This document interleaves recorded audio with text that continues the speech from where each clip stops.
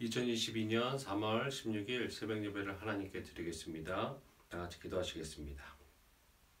하나님 감사합니다. 오늘도 하나님께서 저희 하루를 열어주시고 또 말씀으로 또 우리의 찬양과 또 우리의 간구를 들어주심을 너무나 감사합니다.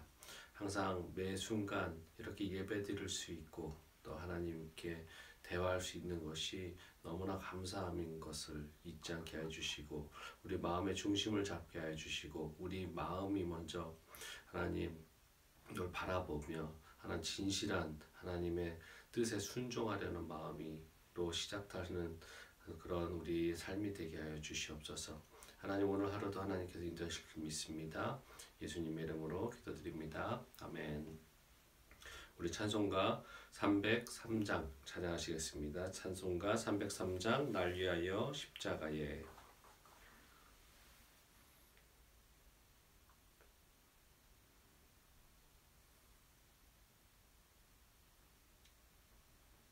날 위하여 십자가에 303장 찬양하십니다.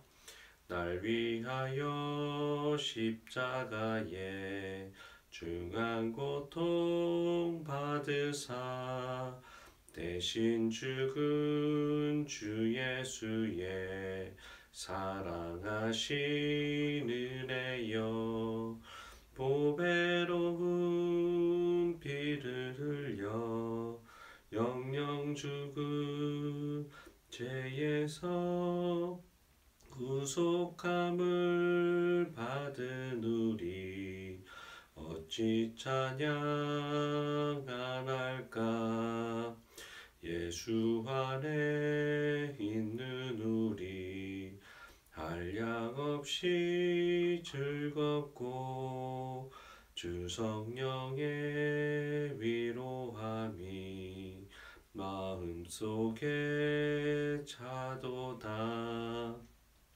천국 음악 소리 같은 은혜로운 그 말씀 끊임없이 듣는 우리 어찌 찬양 안 할까. 이 세상의 모진 풍파 쉬지 않고 불어도 주님 안에 보호받는 우리 마음 편하다. 늘 깨어서 기도하고 저 천국을 바라며 주님만을 기다리니 어찌 찬양 안 할까. 오늘 나눌 하나님의 말씀은 레위기 10장 12절부터 20절입니다. 다시 찾겠습니다. 레위기 10장 12절부터 20절입니다.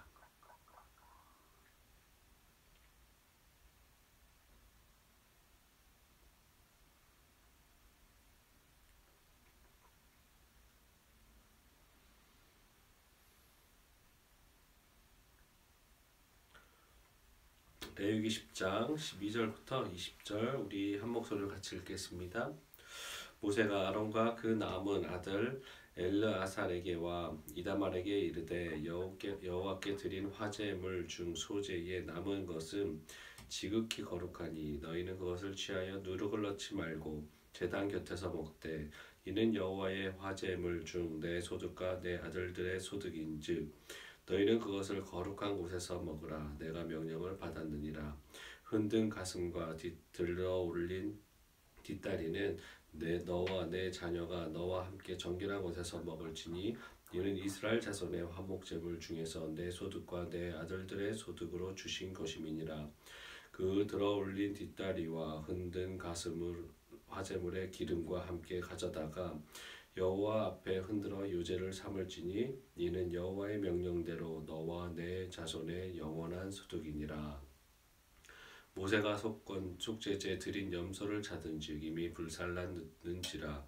그가 아론의 남은 아들 엘르아살과 이다말에게 노하여 이르되 이 속죄 제물은 지극히 거룩하거늘 너희가 어찌하여 거룩한 곳에서 먹지 아니하였느냐 이는 너희로 회중의 죄를 담당하여 그들을 위하여 여호와 앞에 속죄하게 하려고 너희에게 주신 것이니라.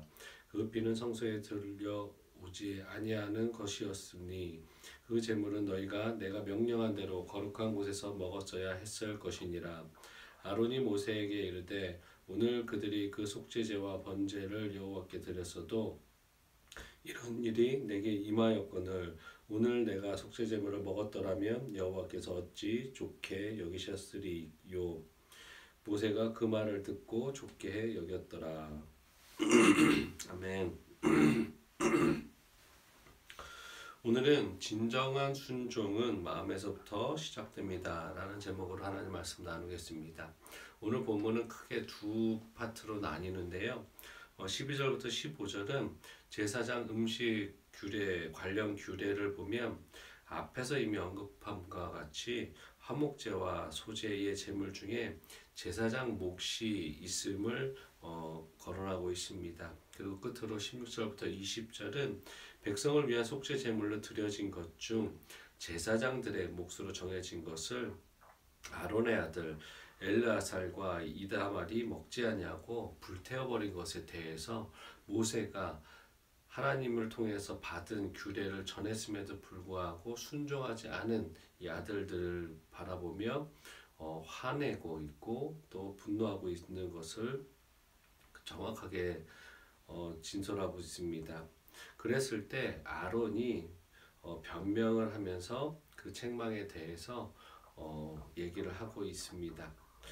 본래 온 회중을 위해서 드리는 속죄제의 경우 제사장은 제물의 피를 성소로 가지고 들어가서 지성소 휘장 앞에 뿌리고 분향단에 발랐습니다. 그리고 이 경우는 제사장들은 그 속죄 제물의 고기를 먹을 수 없었습니다. 하지만 제사장 취임날 드려진 백성을 위한 속죄제의 희생의 피는 성소에 가지고 들어가지 않아도 됐습니다. 따라서 이 경우는 제사장들이 속죄 제물의 고기를 먹어야 했었습니다. 그럼에도 오늘 본문에서 엘르아살과 이다말은 속죄 제물을 먹지 아니하고 불에 태워버리는 잘못을 한 것입니다. 한편 모세는 그렇기에 엘르아살과 이다말의 잘못에 대해서 처음에는 진노했습니다. 그러나 아론이 자신들의 부족함으로 인해서 감히 희생제물을 먹지 못했다. 제사장으로서 너무나 부족함을 느끼고 있다. 우리가 그거를 먹을 만큼 거룩하지 않다라는 말을 하면서 변명을 했고 또 그 얘기를 듣고 보니 모세가 그 마음의 진실함과 또 순수함을 느꼈기 때문에 좋았더라라고 얘기를 하고 있습니다.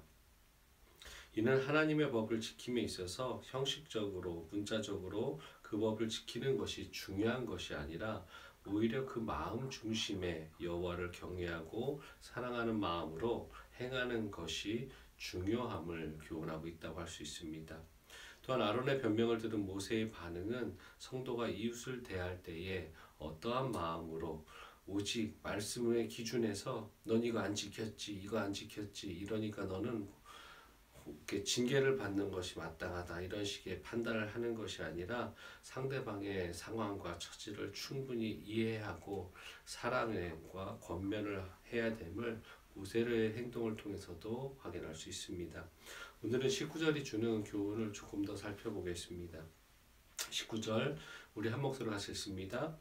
아론이 모세에게 이르되 오늘 그들이 그 속죄제와 번제를 여호와께 드렸어도 이런 일이 내게 임하였거늘 오늘 내가 속죄제물을 먹었더라면 여호와께서 어찌 좋게 여기셨으리요. 모세가 아론과 그 아들들이 속죄제의 희생물을 먹지 아니하고 불사른 데 대해서 책망에 관련해서 아론의 변명이 바로 19절입니다. 즉 아론은 자신들이 희생제물을 먹지 아니한 것은 사실 하나님의 말씀을 고의로 어긴 것이 아니라 자신들의 그렇게 거룩한 제물을 먹을 만큼 거룩하지 않다는 것입니다. 이것은 이렇게 아론이 생각하고 있었던 이유는 아론의 아들 나답과 아비후가 죽은 것으로 인해서 나답과 아비후가 죽은 것이 자신의 죄가 있기 때문에 그런 죄로 여겼기 때문에 아론은 어떻게 어찌 보면 자신이 죄인인데 불구하고 어떻게 거룩한 것을 하나님의 제사 된 것을 우리가 취할 수 있느냐, 내가 제사장으로서의 이렇게 정결하지 못한데 상태에서 어떻게 하나님의 거룩한 것을 내가 취할 수 있느냐라는 마음으로 그런 제물을 먹지 않았다라고 하고 있는 것입니다. 이러한 아론의 변명은 그들의 중심에 하나님을 경솔히 여기는 마음이 아니라 하나님을 경외하는 두렵고 떨림으로 하나님 앞에서 순종하려는 마음이 있었음을 보여줍니다. 결국 하나님께서는 아론과 그 아들들의 행위로 인해서 징계를 내리지 아니하셨는데 이는 하나님께서 그들의 마음 중심을 받으셨다라는 의미일 수 있습니다. 순종이 제사보다 낫다는 말이 있듯이 제도 자체보다는 제사를 드리는 그들의 마음 중심이 하나님을 향해 있는가를 중요하게 생각하셨다라고 할 수 있습니다. 이는 오늘 우리 성도들로서 이 신앙을 생활을 이어가고 있는 그리스도인들에 있어서도 우리 중요시 생각해야 될 부분입니다. 하나님의 말씀을 문자적으로만 지키고 그 마음 중심에 하나님에 대한 경외함이 없다면 이는 하나님 앞에서 합당치 못한 것입니다. 만약에 그런 상황이었다면 아론이 그런 마음으로 하나님을 경솔히 여겼다면 분명히 징계를 받았을 것입니다. 예수님 당시의 바리새인들조차도 외형적으로는 하나님 말씀에 철저하게 순종하며 사는 것 같았지만 예수님께서는 분명히 외식하는 자라고 책망하시면서 그들을 진정한 그리스도인으로서 받아들이지 않으셨습니다. 만일 우리도 마음 중심에 하나님께 대한 경외심이 없고 형식적인 종교 생활만을 한다면 솔직히 바리새인들과 같이 외식하는 자라는 책망에서 자유할 수 없음을 우리는 명심해야 될 것입니다. 습관적으로 주일 예배에 참석하고 교회에서 적당한 봉사도 한다고 하지만 그 중심에 살아계셔서 역사하시는 하나님께 대한 믿음이 없고 감사와 은혜가 없다면 우리의 신앙생활을 다시 한번 점검해 봐야 될 것입니다. 우리는 우리의 모든 생활이 마음속 깊은 곳에서 나오는 하나님께 대한 감사의 사랑과 하나님의 말씀에 대한 경외심으로 이루어질 때만 우리 자신을 하나님께서 기뻐하시는 산제사로 드릴 수 있다라는 것을 두렵고 떨림으로 명심해야 될 것입니다. 예배소서 6장 6절입니다. 눈가림만 하여 사람을 기쁘게 하는 자처럼 하지 말고 그리스도의 종들처럼 마음으로 하나님의 뜻을 행하고. 우리의 순종은 우리의 믿음 생활은 우리가 신앙생활 하는 것은 이 세상에서 복을 받기 위해서 하는 순종이 아니며 이 세상에서 우리가 지금 누리는 것을 지키기 위한 순종도 아니며 어떠한 대가성이나 조건의 순종이 아니라는 것을 우리는 알아야 됩니다. 우리의 순종은 어떠한 상황 속에서도 변함없이 흔들리지 않는 것이 우리의 진정한 순종이며 세상에 타협하며 융통성을 발휘하는 것이 아닌 어찌 보면 세상 사람들이 봤을 때 저 사람 참 그리스도인으로서 고지식하다, 보수적이다, 타협이 없다라고 말을 들을 정도의 우직한 순종이 바로 우리의 순종이 되어야 될 것입니다. 언제나 한결같이 주님 대신 하나님의 충성된 종으로서의 순종이며 마음으로부터 우러나오는 진심이 담긴 순종이 바로 우리의 순종이고 하나님께서 인정해 주시고 기뻐하시는 순종의 삶이라는 것을 명심하며 지금보다 더 깊이 말씀의 순종의 삶을 사시길 소망하며 기도하겠습니다.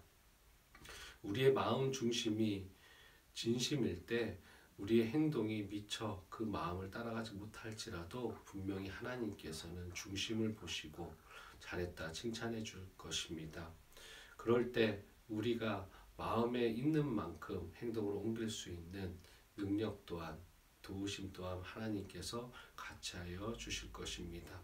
그랬을 때 우리의 마음과 행동이 일치할 때 더 큰 하나님의 영광을 위해서 살 수 있는 삶을 살 수 있으며 분명히 그런 자들에게 그런 성도들에게 그런 우리에게 하나님께서 더한 복과 또 하나님의 더 크고 놀라운 사역에 참여할 수 있는 또 훌륭한 도구로 사용하실 것을 믿고 오늘 하루도 진정이 마음에서 우러나는 순종의 삶을 사시는 귀한 성도님들 되셨으면 좋겠습니다.